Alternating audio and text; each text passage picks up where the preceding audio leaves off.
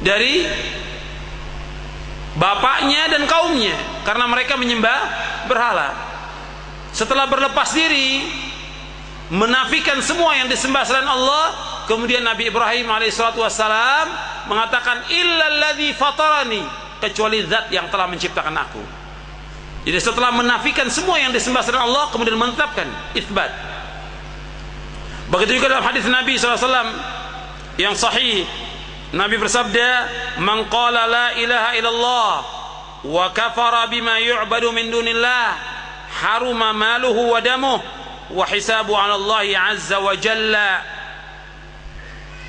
Barang siapa yang mengucapkan kalimat la ilaha illallah, tidak ada ilah yang berhak diibadahi dengan benar melainkan hanya Allah, dan mengingkari sesembahan selain Allah, maka haramlah harta dan darahnya, dan hisab perhitungannya diserahkan kepada Allah.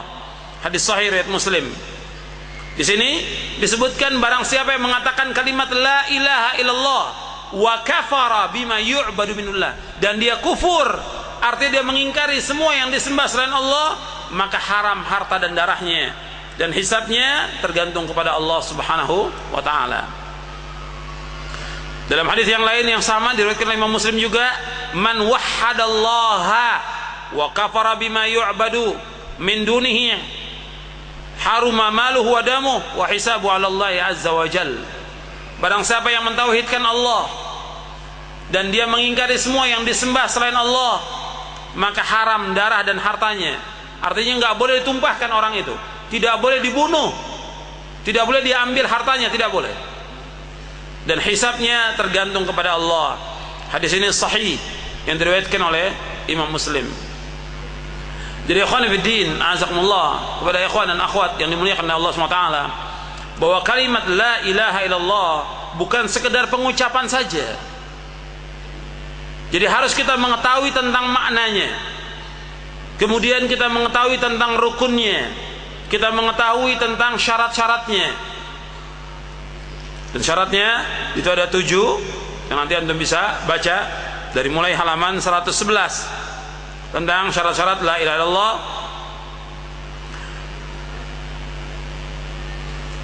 Jadi tentang masalah kalimat la ilaha illallah bukan sekedar pengucapan saja. Dan ini kalimat yang paling baik, kalimatul ikhlas. Jadi bukan sekedar pengucapan, tapi dia harus diucapkan, diyakini, difahami, diketahui maknanya, diketahui rukunnya. Artinya kita wajib mengetahui rukunnya, dan juga kita mengetahui syaratnya dan mengamalkannya. Ini kalimat ini nanti pada hari kiamat timbangannya lebih berat daripada langit dan bumi. Kalimat la ilaha illallah yang kita ucapkan, yang kita yakini, kita fahami, dan kita tahu tentang konsekuensi dari kalimat la ilaha illallah, dan kita mengamalkannya, maka kalimat la ilaha illallah pada hari kiamat nanti lebih berat timbangannya daripada langit dan bumi. Dan kalimat la ilaha illallah merupakan keutamaan yang paling utama dari semua, dari seluruh amal yang paling utama. La ilaha illallah afdalul hasanat, kebaikan yang paling baik kalimat la ilaha illallah. Jadi ikhwani fiddin, azakumullah, kalimat ini, kalimat la ilaha illallah ini harus kita pahami, dan keutamaannya banyak. Saya akan sebutkan tentang keutamaan 2 kalimat syahadat yang antum bisa lihat dari mulai halaman 80 dan selanjutnya.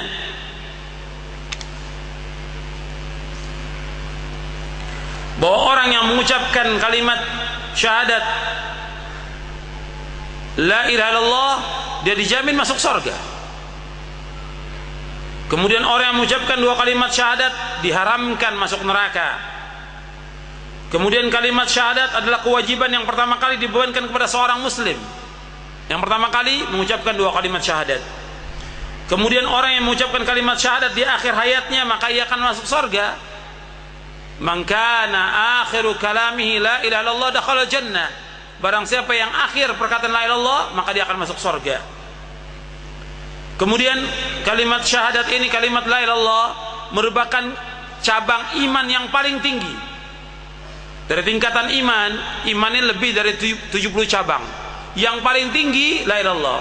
Kata Nabi SAW, al-imanu bid'un wa sab'una syu'batan, fa'alaha qawlu la ilaha illallah wa adnaha imatatul adha 'anil tariq wal haya'u syu'batu minal iman. Nabi SAW bersabda bahwa iman itu lebih daripada 70 cabang. Yang paling tinggi la ilaha illallah, yang paling rendah menyingkirkan gangguan dari jalan, dan malu masuk bagian daripada iman. Nabi menyebutkan cabang yang paling tinggi la ilaha illallah. Hadis ini sahih, diriwayatkan oleh Imam Bukhari, Muslim dan yang lainnya dari sahabat Abu Hurairah.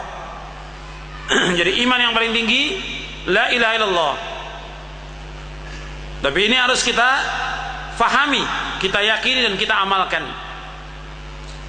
Kemudian kalimat syahadat, orang yang mengucapkannya kalimat ini dan dia pahami, maka akan dibukakan pintu sorga yang 8. Sebagaimana orang yang membaca doa sesudah wudu, asyhadu an la ilaha illallah wahdahu la syarikalah wa asyhadu anna muhammadan abduhu wa rasuluh. Orang yang mengucapkan kalimat ini akan dibukakan pintu sorga yang 8, kata Rasulullah. Antum bisa lihat di halaman 90. Kemudian kalimat syahadat merupakan kebaikan yang paling baik. Jadi dari seluruh kebaikan yang paling baik kalimat syahadat ini, la ilaha illallah. Maka Nabi SAW ketika menyebutkan, apabila engkau berbuat kejelekan iringi dengan perbuatan baik, apabila kamu berbuat kesalahan iringi dengan perbuatan baik. Kemudian sahabat bertanya, Rasulullah, apakah la ilaha illallah termasuk kebaikan? Apa Nabi jawab? Hiya afdalul hasanat. Bahwa kalimat la ilaha illallah merupakan kebaikan yang paling baik. Hadis hasan yang diriwayatkan oleh Imam Ahmad dalam musnadnya. Jadi afdalul hasanat. Jadi kalau orang berbicara tentang afdalul a'mal atau fadailul a'mal, amal-amal yang paling utama, dari seluruh amal yang paling utama yaitu kalimat la ilaha illallah. Dari seluruh amal yang paling utama yaitu kalimat la ilaha illallah. Kemudian kalimat syahadat lebih berat timbangannya daripada 7 lapis bumi. Itu halaman 91. Nabi Nuh alaihi salatu wassalam mengajarkan kepada anaknya untuk mengucapkan kalimat la ilaha illallah. Tiada ilah yang berhak diibadahi dengan benar melainkan hanya Allah. Kemudian Nabi Nuh berkata bahwa 7 lapis bumi, 7 lapis langit dan bumi diletakkan pada satu daun timbangan dan la ilaha illallah diletakkan pada daun timbangan yang lain, maka kalimat la ilaha illallah lebih berat daripadanya. Dan seandainya 7 lapis langit dan bumi sebagai sebuah lingkaran yang sangat kuat, niscaya la ilaha illallah dapat memecahkannya. Halaman 91. Hadis ini diriwayatkan oleh Imam Ahmad dan disahihkan oleh Syekh Ahmad Muhammad Syakir dalam Tahqiq Musnad Imam Ahmad, dan juga disahihkan oleh Syekh Albani dalam kitabnya Silsilah Hadits As-Sahihah. Kemudian orang yang mengucapkan kalimat syahadat dengan ikhlas akan dibukakan pintu-pintu langit hingga mencapai arsy. Halaman 92. Tapi dengan syarat ikhlas. Maqala abdun la ilaha illallah qat mukhlishan illa futiyat lahu abwabus sama hatta tufdiya ilal arsy. Tidak seorang hamba yang mengucapkan kalimat la ilaha illallah, tiada ilah yang berhak diibadahi dengan benar melainkan hanya Allah, dengan ikhlas, melainkan pintu-pintu langit akan dibukakan untuknya hingga mencapai arsy, selama dia menjauhi dosa-dosa besar. Dan riwayat yang lain, idza jtunibatil kabair, selama dia menjauhkan dosa-dosa besar. Kemudian kalimat syahadat adalah zikir yang paling utama. Jadi afdalul zikri la ilaha illallah wa afdalud doa alhamdulillah. Seutama-utama zikir la ilaha illallah dan seutama-utama doa alhamdulillah. Kemudian kalimat syahadat adalah sebaik-baik doa yang diucapkan oleh para nabi dan rasul.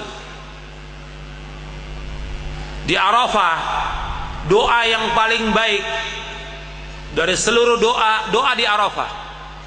Kata Nabi, afdalu doa yaumi Arafah.